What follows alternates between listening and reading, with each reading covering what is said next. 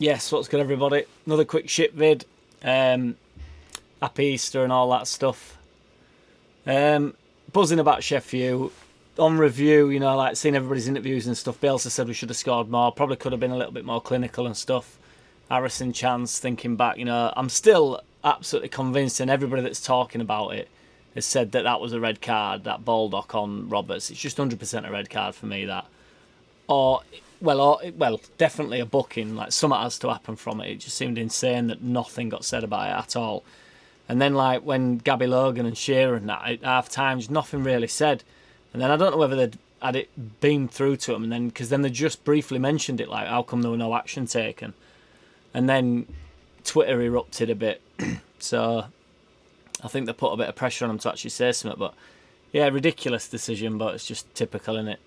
But yeah, just a bit of shit news, really. Not shit news, just bullshit news. Although this isn't bullshit. But Bamford's in contract talks, apparently, because his contract ends at summer. So obviously, hoping that he wants to stay and he'll sign a contract. I cannot see him going. And I know a few people are just going to say, well, he's got nowhere to go. That's not true, is it? So he could leave. But I think a move now in his stage of his career would be a bit daft when he's our proper number 9 and Bielsa fully backs him. So I have every confidence that he'll sign again. Noah Whelan's been banging on again. I do like Noah Whelan, but he just talks a bit of shit, doesn't he, really? But it was on about that Celtic striker, that Edouard or whatever he's called. He's 23 apart, and he's banging goals in. So, but I know I'd get a striker, obviously, if one comes available or whatever, but I can't. Bamford's not going to get replaced. I know if Bamford gets injured, Rodrigo needs a proper going team. I'm going to do a video on like how I think he should be given a chance, really, because he's not had a full run yet. So, and I keep saying it, but.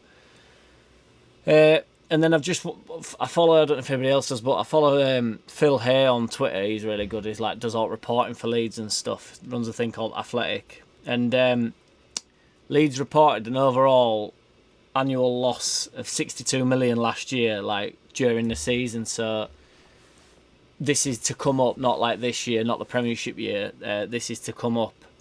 So, and he was saying basically that it were thank God we went up this season, basically, or we'd have potentially gone into hard times. So he's glad we got promotion. But the administration costs for the club last year was 108 million. I don't really know what that's like in comparison to other clubs and stuff, but obviously a 62 million pound loss is a lot.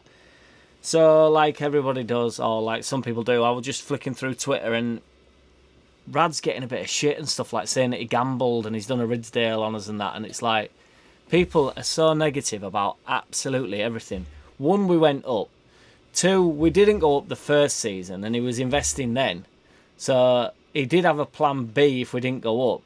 He's obviously well in with 49ers. He's a very experienced sporting man. He knows what day it is. He'll have known the cost of the club. He's obviously taken an educated risk because he's tried to get us up and succeeded at it.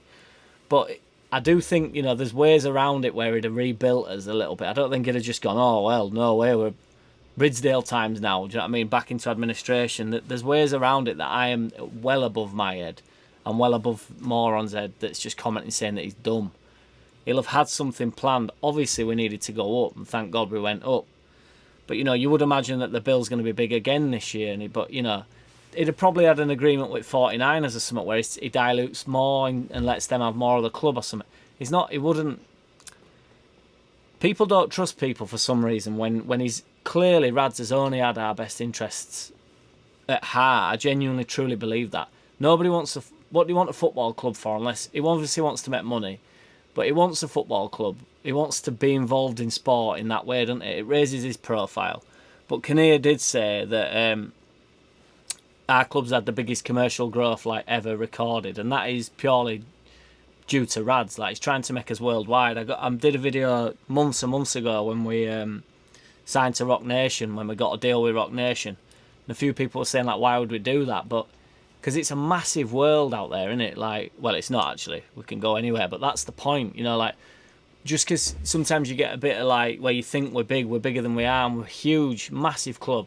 But in terms of like Asia and Dubai and, do you know what I mean? Like, how big are we out there? And that's why he signed that deal. And in America, you know, he's trying to get as big literally worldwide.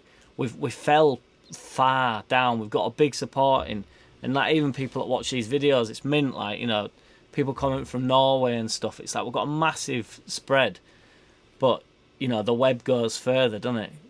Not the World Wide Web. I just mean spread the web, Spider-Man style. But yeah, I'm just thinking as well, like, just this is shit talk, but the 3 teams that are going down, like, it's looking more like I want Fulham to stay up, to be honest, because I actually like Scott Parker. I don't know if anybody give me shit for that, but I like him, and I want Brighton to go down. Then we can maybe snap up White on cheap, but although he'd probably go, I don't, because everybody would come in for him then. But although there is talk actually that Ben White's off to Man United, like apparently they're moving in for him, probably to get rid of Slabhead, Harry Maguire, absolute clown. But yeah, I just wondered if we could maybe nick a player from Fulham or something, really. Like, you know, there's a few centre mids, because I think Fulham play decent football. Like, Scott Parker's proper sorted them out, and it's just a little bit too late. And they've drawn too many games, basically. But you won't nick anybody from West Brom unless anybody can think of anybody off the top of my head. And apart from McGoldrick, I don't know if I'd have anybody from Sheffield. And that was a joke about McGoldrick. I think he's dire. But yeah, maybe Fulham, there's Loftus-Cheek in there. I don't know whether I'd be bothered for him, but he's a big lad, and he looks like a good player, sort of come into his own a bit for Fulham.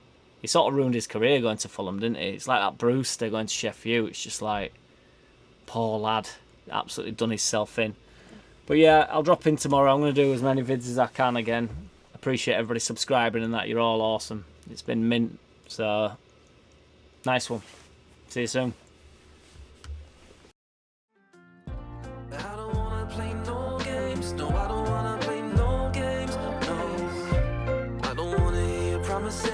You do you and I'll do me, that's just the way it is.